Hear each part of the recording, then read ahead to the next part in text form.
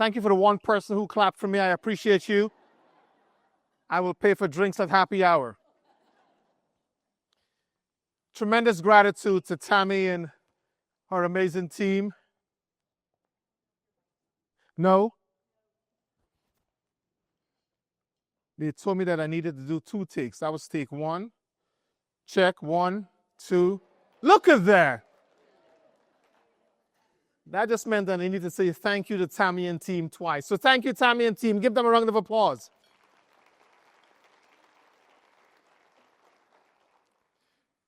All right. Excited to be here. Honored to be here. At your tables, I want you to take some time to, you can write it down. Think of a flower,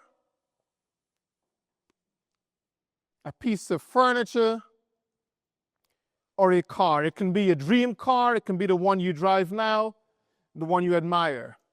And I want you to take about a minute or a minute and a half to write it down. A flower, could be a favorite flower, the one that you don't like at all, a piece of furniture, and a vehicle, a car. Go.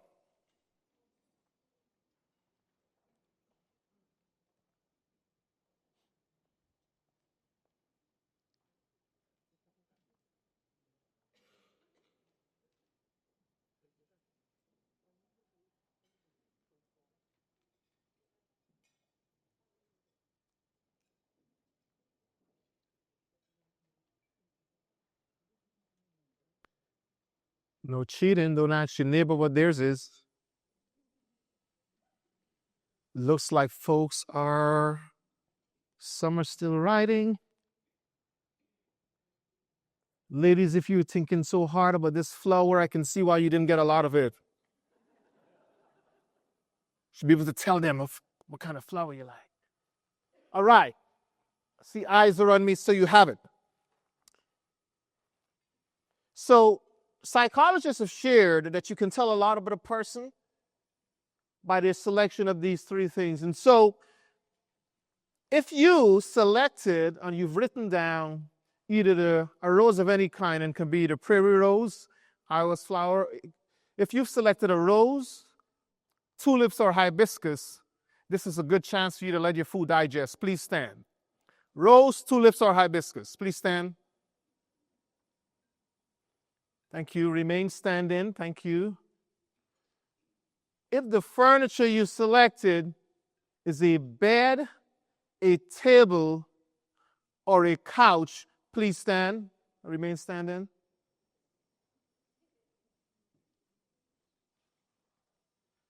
If the car that you selected is a Ford, a Jeep, or a Mercedes-Benz, please stand.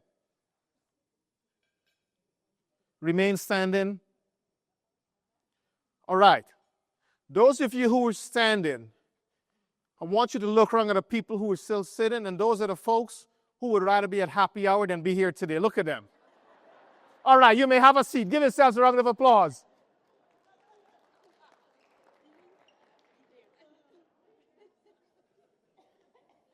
That is just to get your circulation going because you all just ate. And I know what it's like to speak to a group of folks after lunch. Might be so boring that you fall asleep on me, so I wanted you to move around just a little bit. Before I jump right in, I'm an educator.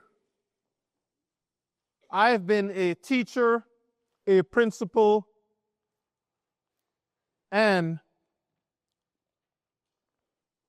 a district leader for more than 20 years. And everything that I do is to channel the well-being of our children. The picture that you're looking at is of a tribe in Africa. This tribe, known as the Masai tribe, or some people call them the mighty Masai, are known historically and even today for their amazing hunting abilities. They are some of the best cattle farmers anywhere in Africa. But they're also known and revered as the most powerful and cunning and smart warriors anywhere in Africa.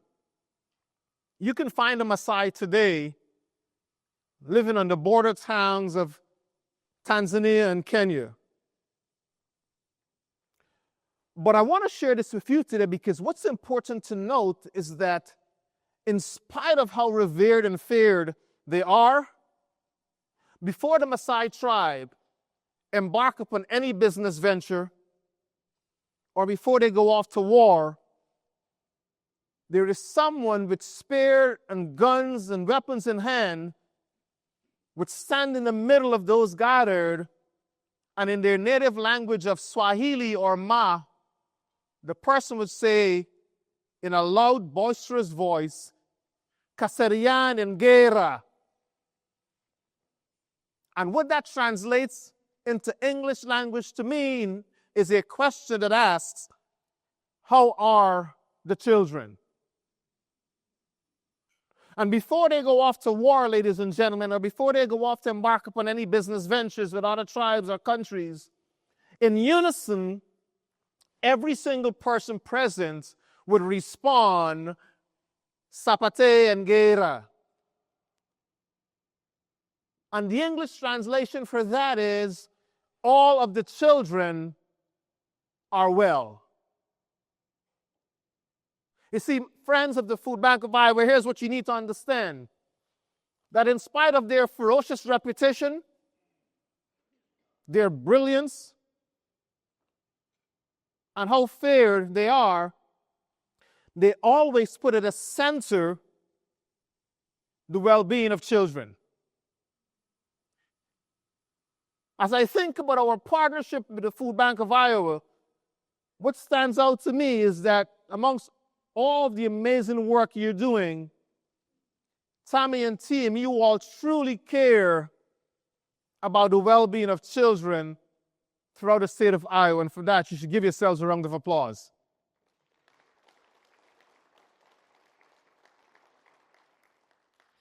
Before I move on into my conversation with you today, I want us to invoke the spirit of the mighty Masai, and for us to center children in the room. And so we're going to do the same call and response that the warriors did, because you are warriors in your own right. Warriors against food insecurity. Warriors to ensure that you are taking care of the neediest of people every single day. But don't worry, I'm not going to test your Swahili. You all look so nervous right now. Let's do the easier version. Let's start with the English version. And so remember, I'm going to ask you before we embark upon our business, how are the children? And in unison, if you are so able to, you will respond, all the children are well. Some of you are processing that, so I'm going to give you 5 seconds. I see your faces. 1, 2, 3. How are the children of Iowa? Now, we are ready to embark upon a business. As you watch this 3-minute video that Marie and team will tee up for us, I want you to think about what happened to Capone. Don't think about what is wrong with him. Think about what happened to Capone.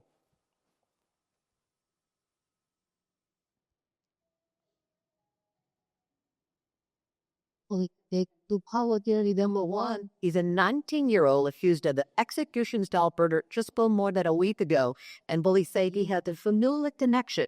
IT leap Desiad Ramdan and Jigging a slide in Southeast Baltimore tonight with the details. Shay?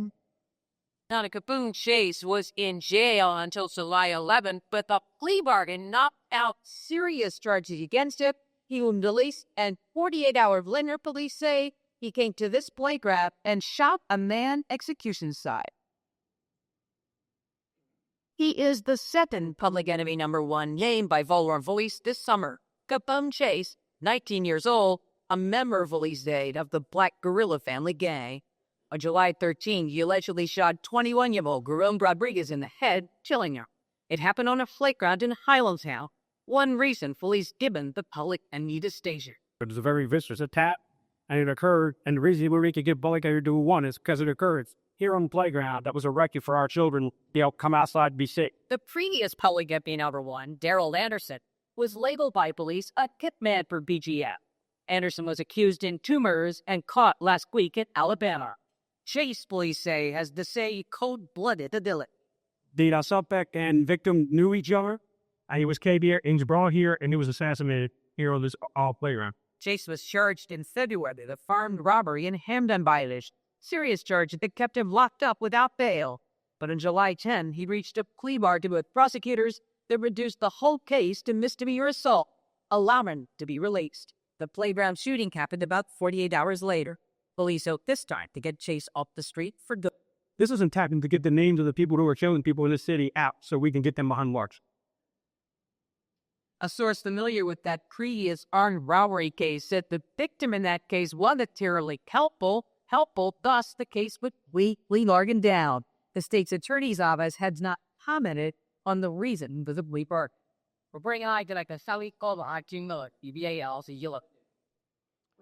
Thank you, Marie.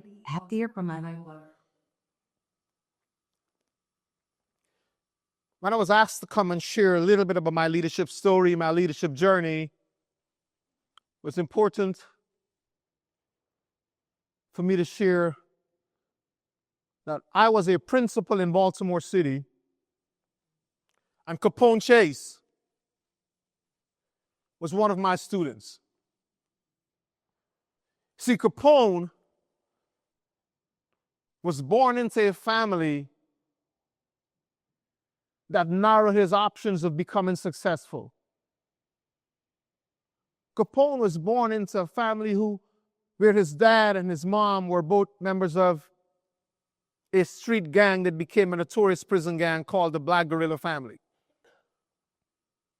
Capone was the kind of student, you see, Capone would miss 4 days of school and show up on the 5th day, take an assessment, and had the highest score amongst any other students. But Capone also had this proclivity. You see, he had this way about him where he loved to use his fists. He loved to fight. And anyone who knew me as a high school principal, middle and high school principal, knew that, I ran a tight ship. I just did not play that. But in addition to that, you see, when Capone got into fights, or any other student, the first thing I did was suspended them. I tell people all the time today, now that I've evolved and I'm saved, and I don't do this anymore, I used to give away suspensions to students like Oprah Winfrey would give away cars. You get 5 days, you threw a paper ball, 10 days at home. You curse at a teacher, 15 days. I was a young principal who thought that the way for us to improve schools was to suspend all of the bad children and only keep the good ones. I would ask how many people here during your school days have been suspended, but I don't want your neighbors to judge you. See, Capone became one of my favorite students, although he would fight all the time, because he was so brilliant and I saw potential in him. As a sophomore in high school, Capone was receiving letters from Division I colleges to possibly come and play basketball when he graduated. He was so talented. But he was navigating school and going home to family that did not have a lot to give. And being food insecure was one of those things, and so he chose a life of crime and violence, but still wanted to navigate school. And I did amazing work in Baltimore as a principal, that's what they said, and so I was recruited to go to other districts, and I went to Washington, D.C. after a few years of turning that school around, and it became one of the highest performing schools in the state of Maryland. But I suspended so many students. And so one day, I'm at work in Washington, D.C., and my former assistant principal calls me up and said, "Doc, have you seen the news?" And I said, "No, I haven't seen the news." She said, "Have you read the newspapers?" I said, "No, I have not." I said, "Well, what's going on?" She said, "It's your son. You see, after a while, Capone and I and many other students had built this relationship where he started to refer to me as Dad, because I cared about him. But one way that I showed that care was what I thought of as tough love, and I kept suspending him. He would get into a fight, and before my deans or my assistant principal got to me, he made his way down the 3 flights of stairs, barged into my office and said, "Dad, let me tell you what really happened, right? Before they can tell me the truth."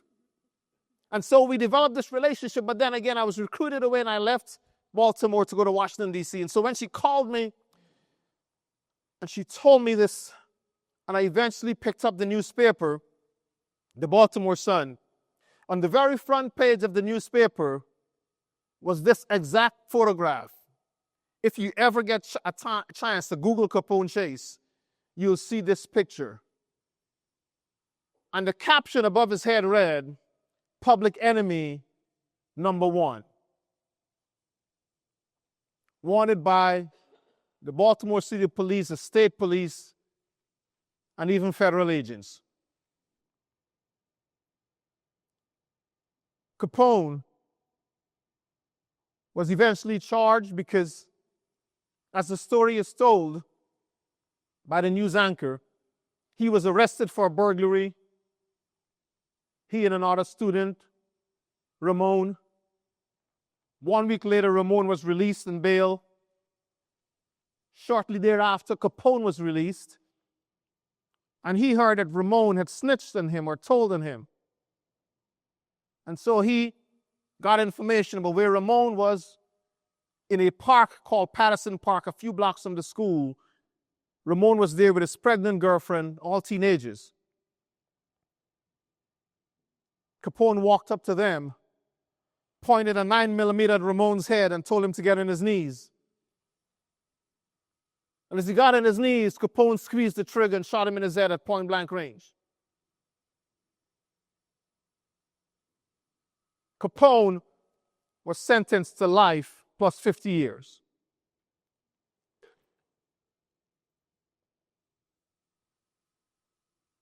My journey as an educator, which has landed me here in the Moines Public Schools, has been forever changed by the number of students with whom I've interacted. I've now been the superintendent of the Moines Public Schools for 1 year, 10 months, 20 days, 5 hours, but I'm not counting. Can you tell? The Moines Public Schools has evolved. This is the Moines Public Schools 40, 50 years ago. The same way that our society is evolving, our school systems are evolving. But what has to remain true for a superintendent and his team and our amazing partners, such as the Food Bank of Iowa, is while we are going to evolve as well, we have to remain true to who we say we are. And this is not only about our professional lives. We are living during turbulent times. We have to remain true to who we say we are. That's the Moines Public Schools I showed you previously. This is who we are today. We are the most culturally and linguistically diverse school system in the state of Iowa. There are 325 school districts.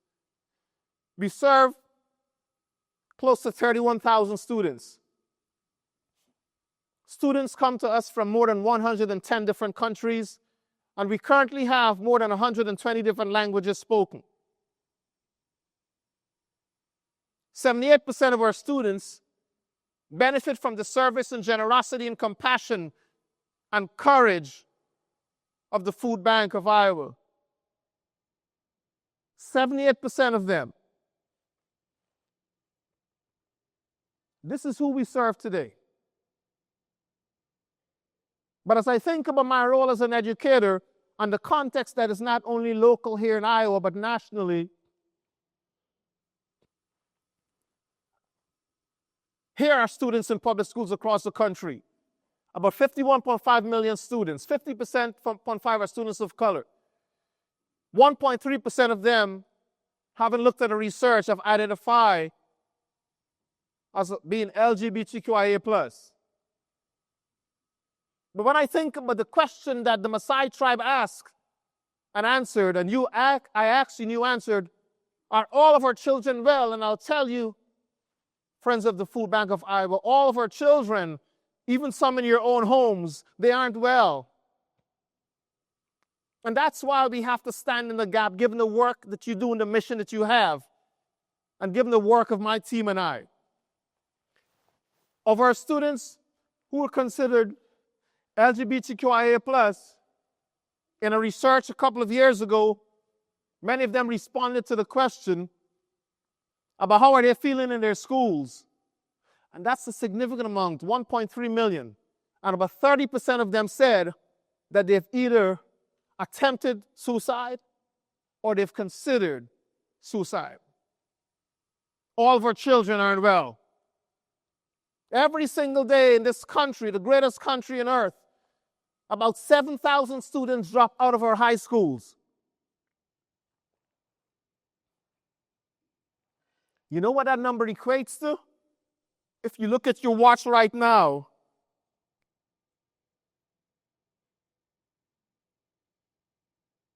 $15, $20, $25, $26. A student just dropped out of one of our high schools in this country. Every 26 seconds, a student drops out of one of our high schools. And it's not because they're not capable of. For the most part, it's because schools and school systems are not creating environments that makes our students want to be there.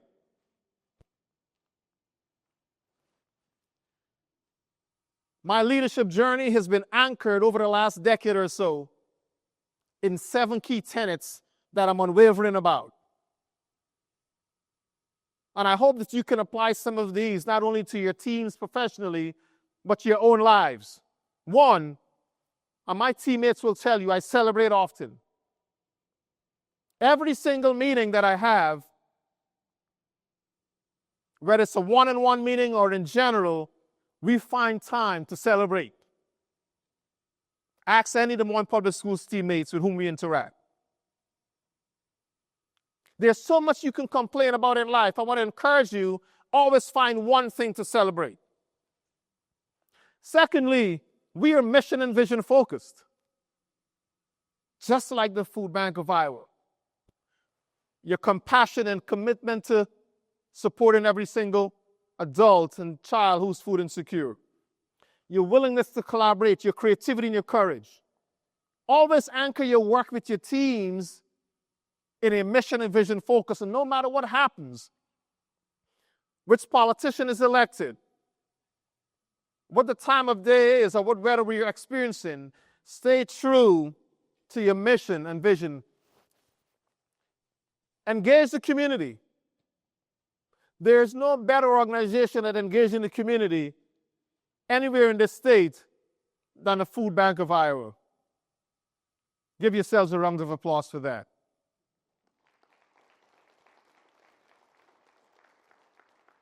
There's no zip code that you will not go into. There's not a single community that you're afraid to serve. Every time that I'm driving through the streets of Des Moines, Iowa, when I see one of your trucks, whether they're coming to one of our schools or someplace else, I say a quiet thank you. Because without you, I don't know where many of our students will be. Continue to engage the community. It's one of my favorite of the 7 strategies that I created many years ago. 4, have a daily operational excellence. And I know you have that. What are those things that you continue to do every single day to ensure the trucks are loaded, they get out on time, they get to the right people? 5, have some non-negotiables. One of yours is probably, as I'd imagine, to be collaborative, to be creative, to be courageous. One of our non-negotiables in the Moines Public Schools is to ensure that every single day we are attempting to inspire and nurture possibilities for all of our children. 6, the power of 7-second chances. This is one where I espouse that it's important for us to not only give children one chance or two, but give them multiple chances to get it right. I did not give Capone 7-second chances. And I'm sure that there are dozens of other students who I did not give those chances to. You know, my 7-second chances philosophy came about when I served as a principal in Washington, D.C. many years ago. This is after I would have left Baltimore, and one of my deans came to me and said, Dr. Roberts, there's a young man coming around the corner there with his mom. Don't let him in the school. And I said, what happened? He said, you're going to see him. His name is Victor. He has tattoos all over his face. I said, why shouldn't we let him in? He said, Doc, because he was a student here several years ago before you became the principal, and man, he's bad news. He would disrupt the whole school. He fought all the time. And I said, but if we don't let him in, where's he going to go? And my dean said, Doc, I'm telling you. I said, why don't we do this, Tom? Why don't we give him one chance to get it right? And then Tom said, okay, Doc. And I decided to walk away from the conversation. Then Tom said, Doc, but so after we give him one chance, then we can put him out, right? I said, Tom, okay, why don't we give him 2 chances then? And I walked away, and Tom said, but Doc, I said, it's okay, Doc. So, and he has his clipboard and his pen. So you were saying as the principal that after we give Victor 2 chances, then we can put him out, right? So, Tom, maybe give him a 3rd chance. And I asked him to walk away again. Doc! So after 3 chances, I said, Tom is insisting on putting this kid out. I said, Tom, why don't we do this? Why don't we give him a chance for every day of the week? Because as human beings, we all can benefit from that. And I started to walk away. What happened, ladies and gentlemen? Doc, so after we give him a chance for every day of the week, then I can put him out, right? I say, you know what, Tom? Do this for me. I want you to multiply Victor's chances and every other student's chance times 2, and then you can do whatever you want. Because in my mind, ladies and gentlemen, I never met a human being who, if given 14 chances to get something right, they failed at it. And that was the genesis of the 7-second chances philosophy. And I have to tell you, if you ask any adult with whom I've worked over the last decade or so, or any student with whom I've interacted, I am committed to have given them multiple chances of success before making a decision that is different. I want to encourage you to do the same thing with your teammates. They don't always show up in the manner that you want them to show up. How about your children? There are times when you've looked at them and you've shaken your head like, this cannot be my child. But we still give them multiple chances to get it right. What about if we lead with the same grace, compassion, and empathy that we sometimes show our children to some of our teammates who just need a little bit longer to get it right? And the 7th, strategies and coaching. You know, I shared with you that as I admire the Food Bank of Iowa because the 3rd strategy, I think, of engaging the community, you do it so well. And it's one that I've continued to espouse. The picture that you see here is when I served as a principal in Washington, D.C. I served during the time of the Obama administration. And so because I was committed to engaging the community, I went into every single neighborhood, every single project. I connected with every politician that I could, regardless of what side of the aisle they sat on. Republicans, Democrats, doesn't matter who it is. As long as I believe that you can support my school and my students, I connected with you. And one of those things that I did was I created was able to establish a partnership with the White House, where we became the first school in the country for the First Lady to establish the White House mentoring program to give students multiple opportunities. And I always tell the story that I also became the first school, Anacostia High School, where the First Lady delivered the high school graduation commencement speech.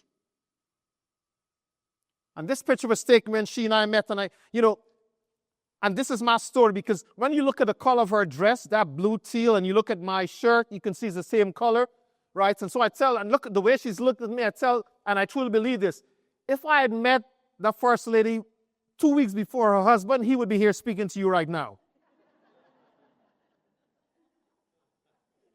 But that's my story. I stopped at nothing to engage the community, ladies and gentlemen, from the White House to the outhouse. As long as it benefited our children, I was knocking on doors just like you do. I want you to digest for a second why, when I got the call, when our Chief of Staff, Kaylee Becker, said, hey, there's an opportunity to speak to one of our most important partners. Will you do that? We cleared my schedule to make it happen. This is why. Look at your impact on the children of Des Moines. We cannot do this without you.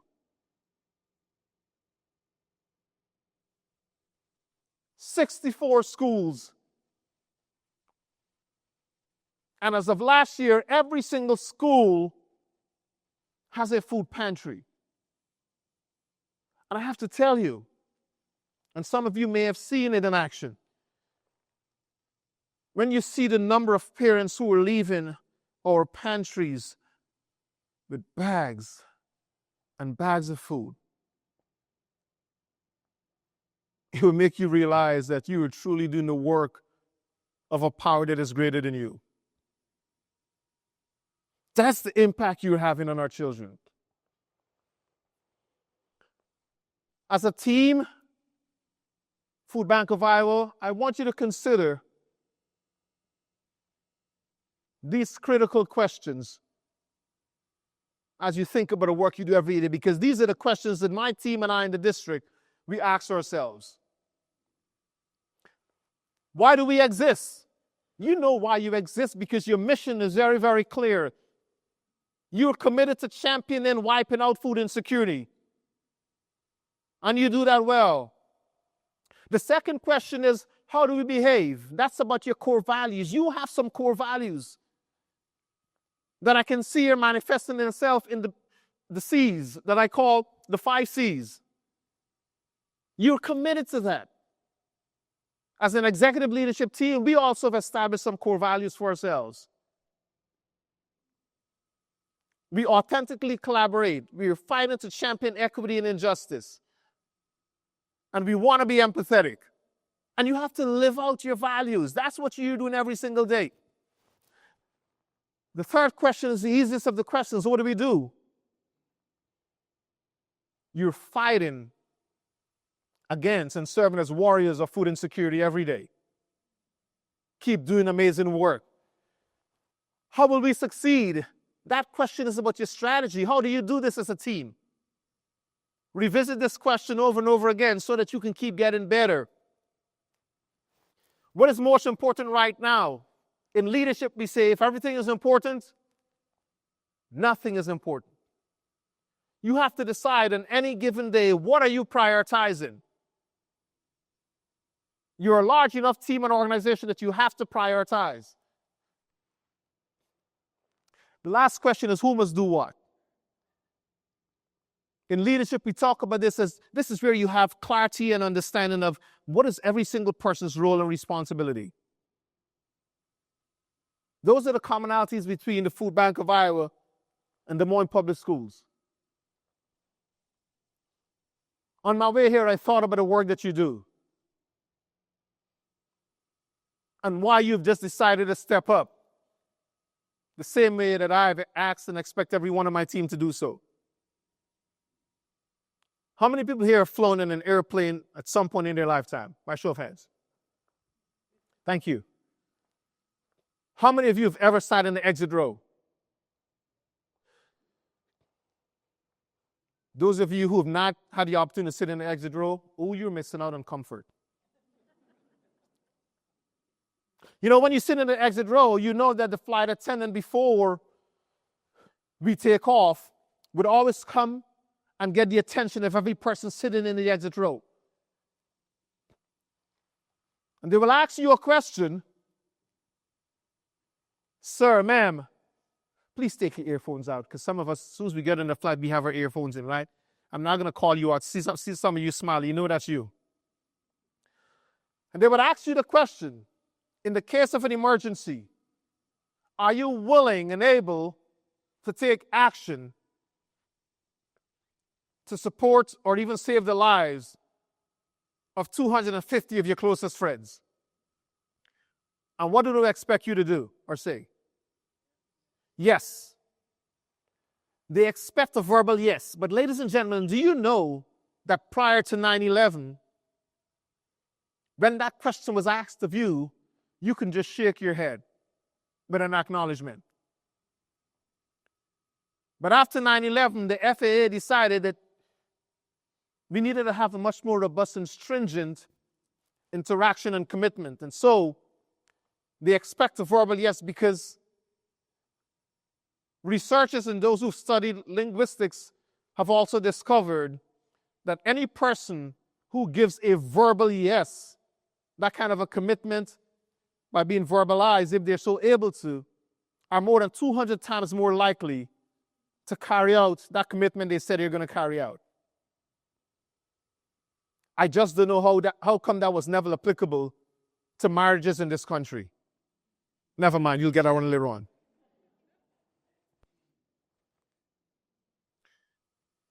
You're sitting in this room here today because regardless of your lived experience or your background or your age or your economic status, you have sat and are sitting in the exit row in the state of Iowa. You are saying that you're willing and ready and able to do whatever it takes to support the life and improve outcomes of people, many of whom you've never met. Thank you for sitting in the exit row, Food Bank of Iowa. Thank you for saying yes. Thank you for not only your verbal commitment, but thank you for the actions you deliver on every single day. In Des Moines Public Schools, we are committed to prioritizing people over policies, politics, and past practice.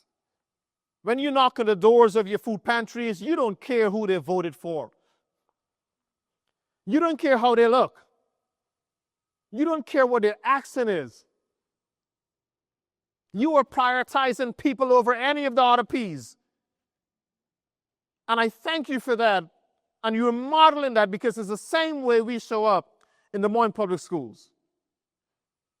My team knows that I ask and expect of them to prioritize people over any of the other P's. Politics, past practices, protocols, procedures. Put people first. Listen to people. Listen empathetically. Listen to understand what their struggles and challenges are. Food Bank of Iowa, you've seen this data before. This is just some of what you're doing. This is your impact. After you've looked at this and digested this for a second, you're serving people that are the size of a small country somewhere around the world. 2.2 million people served. Give yourselves a round of applause. You're doing great work. And because I'm biased, I want you to pay attention to the children you're serving. 871,000 children. Oh, you have a special place in heaven. Your work is important. As I wrap up, I'll tell you this. Many years ago, I arrived at this philosophy of being radically empathetic. Not just to be empathetic, but radically so. And I want you to think about what it means to live and lead a life of empathy, compassion. And sometimes all it takes is for you to take one step towards being empathetic or radically empathetic. It starts with a single step. Don't wait until you have a major life-changing experience to decide that you want to certainly recognize and elevate a common humanity of every single person with whom you come into contact.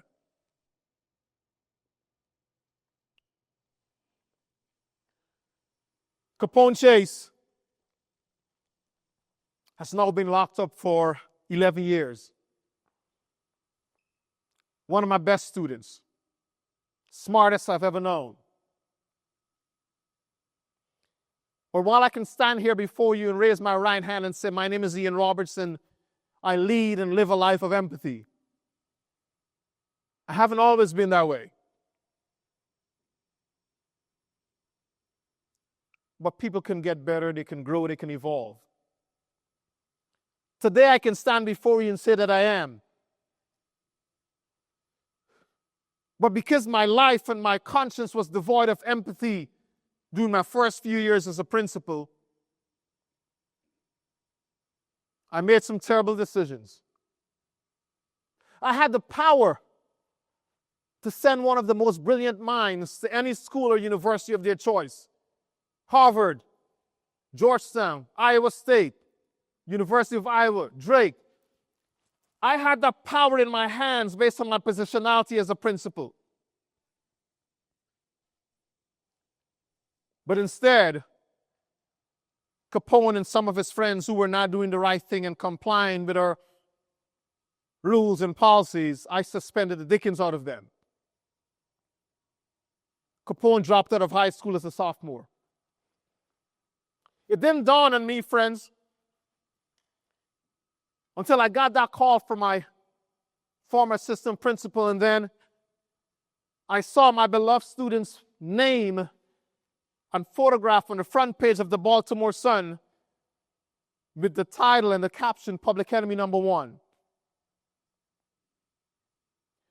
But then it didn't really hit me until I got a call sometime later that says, this is a call from the correctional facility, state of Maryland. Will you accept the charges? And I was asked to put money in his books.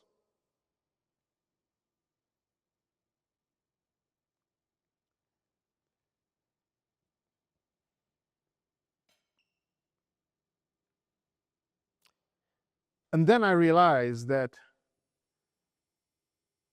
I had an opportunity to determine the outcome of this young man's life. And I made a decision. I suspended him over and over and over again because I thought it was the right thing to do. I didn't protect him. I didn't provide for him as I should have. And he chose a life of crime. And you can't tell me any different. I know that I had something to do with it.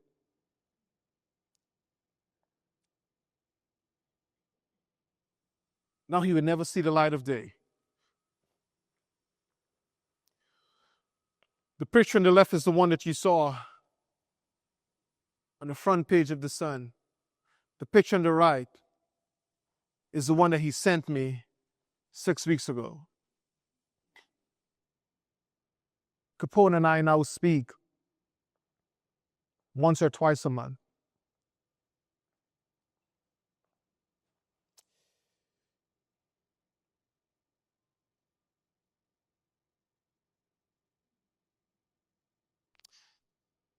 If there's one thing I want you to take away from my time with you today,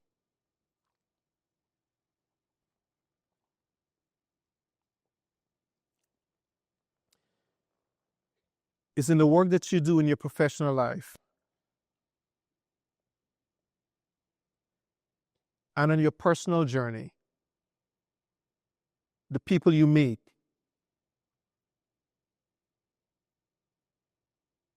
show up with empathy and compassion.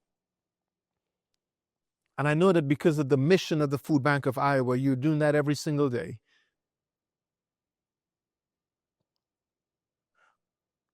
But I want to encourage you to do that with your personal life. So if anyone ever asks you about the superintendent of the Moines Public Schools, but more importantly, but Ian Roberts, what drives his leadership every single day, know that I'm committed to never, ever having another Capone chase. Every decision that I make is anchored in empathy, in radical empathy. Every partnership that we form has to be aligned to an organization or a group of individuals who truly care about children, because that's my life's commitment, professionally and personally. What is yours? I don't know outside of your professional pursuit, but I hope that you think about it a little bit more and give every person with whom you come into contact at least 7-second chances to get it right. Thank you for having me. You're amazing.